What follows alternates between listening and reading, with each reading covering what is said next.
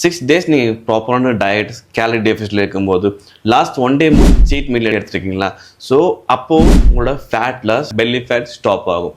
என்ன ரீசன்னா 6 days நீங்கள் ப்ராப்பராக டயட் ஃபாலோ பண்ணிட்டு லாஸ்ட் 1 day மட்டும் பீஸா பர்கர் பிரியாணி ஸோ இந்த மாதிரிலாம் ஃபுட் சாப்பிடும்போது அந்த 1 day மட்டும் உங்களுக்கு 4000 to 5000 கேலரிஸ் நீங்கள் சாப்பிடும்போது உங்களோட பெல்லி ஃபேட் கண்டிப்பாக குறையவே குறையாது. உங்களோட விசரல் ஃபேட் கொலஸ்ட்ரால் இதெல்லாம் அதிகமாகுமே தவிர உங்களோட ஃபேட் லாஸ் ஆகவே ஆகாது.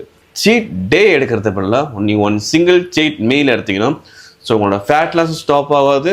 ஸோ உங்களோட ட்ராக் உங்களோட ப்ரோக்ரஸ் எல்லாமே உங்களோட பிளான் படி க்ளீனாக போகும். அது எப்படின்னு பார்த்தீங்கன்னா ஸோ மார்னிங் யூஸ்வல் நீங்கள் என்ன உங்களோட டயட்டில் இருக்குங்களோ அதை எடுத்துகிட்டு ஆஃப்டர்நூன் ஒரு சீட் மீல் ஒரு 1000 கேலரிஸ்க்குள்ளே வர மாதிரி ஸோ ஒரு 800 கேலரிஸ் 700 கேலரிஸ் வர மாதிரி ஸோ அந்த டே ஒரு 1500 கேலரிஸில் நீங்கள் கம்ப்ளீட் பண்ணணுன்னா ஸோ அதுக்கு தகுந்த மாதிரி நீங்கள் பிளான் பண்ணி பார்க்கலாம். மார்னிங்கும் அதுக்கப்புறம் டின்னரும் லெஸ் குவான்டிட்டியில் லெஸ் கேலரிஸில் எடுத்துகிட்டு ஸோ ப்ராப்பராக ட்ராக் பண்ணி ஸோ ஒரு லஞ்ச் ஒரு சீட் மீலாக எடுத்துக்கோங்க.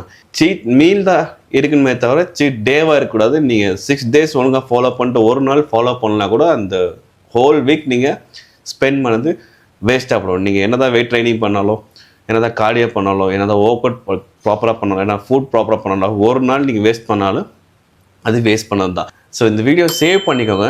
இந்த வீடியோ உங்களுக்கு ஹெல்ப்ஃபுல்லாக இருந்துச்சுன்னா என்னை மறக்காமல் ஃபாலோ பண்ணிக்கோங்க. ஓகே.